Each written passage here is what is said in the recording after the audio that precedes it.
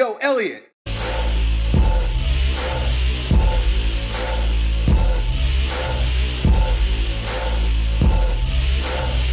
So we got this question from one of our friends who says he's a prisoner of his own muscular system. Sounds like you've been watching Elliott Hulse videos too much. He goes on to describe a pretty typical muscular imbalance that he has that's not allowing him to squat deeply. And this is pretty fascinating. Apparently he's been watching a lot of my videos because he describes how the body works in slings. And he says that he's learned this from watching my videos, and also how there's a ground reaction force, how everything begins from the ground, oftentimes, not everything, there's no hard and fast with this one, but oftentimes it begins from the ground up. And what he's found is, this is really fascinating, so watch me, I'm going to try to demonstrate here. He's got a really tight right Achilles, so he can't really flex his ankle very well on the right side. So watch me, this is what ends up happening. And this is how the kinetic chain works, folks. Pretty cool. And basically his question is, what the hell can I do? I'll give you some advice in a moment, but I just want to share this with you guys. Okay, so I don't know if you can see me, but imagine my right ankle cannot bend. So it just stays, you know, this is my foot, right? It just stays like this. I can't really bend at my ankle. I can't flex at the ankle, right? So if that's the case, but I can flex at this ankle, my left ankle can bend. What's going to happen is I'm going to shift into the side that can bend. Because this side can't bend, you move out of the restriction. Always remember that, especially when it comes to the lower body. You move out of your restriction. Wherever you have tightness, your body tends to move away from into the area that allows range of motion.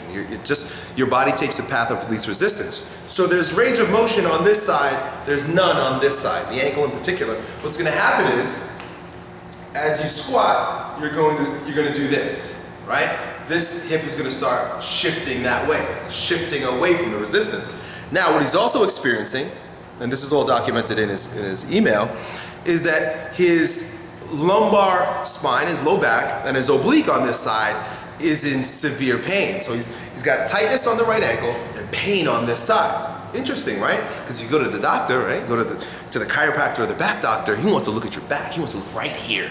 Oh, it looks like you got some bulging discs there, sonny. Let's go and cut it out, right? Because discs are bad. We need to cut them out and fix them.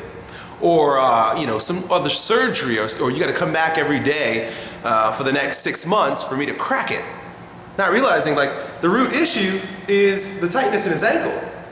Right? This is why I'm happy to be educating you guys in this particular way. This is more of my specialty, I think, than you know, bodybuilding or anything of that nature. It's understanding the muscular system, understanding the 4 layers of strength, really, and how we're interconnected we are.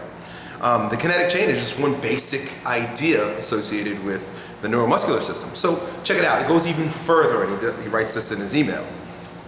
So he's restricted here. He leans, right? So he's got pain here because in order to stay upright, just think about it. What do you have to do? Otherwise, your whole body is going to be tilted, and your body does everything that it can in order to keep your eyes level to the horizon. So you're going to do this. Boom. So now you've got a lot of tightness on this side, a lot of pain on this side. Also, right? You start doing this, the body is naturally going to want to turn. The head's going to turn this way, right? Boom. So what he's got to do is he's got to put extra effort into the ability of keeping his face straight. So this is, I'm exaggerating it, but this is what he ends up looking like, right? This is what you end up looking like. So the muscles, again, he describes, are very tight on the right side of his neck. Interesting how it works that way, right? Like zigzags up and down the body. Right? This is your body constantly compensating for itself. So what do?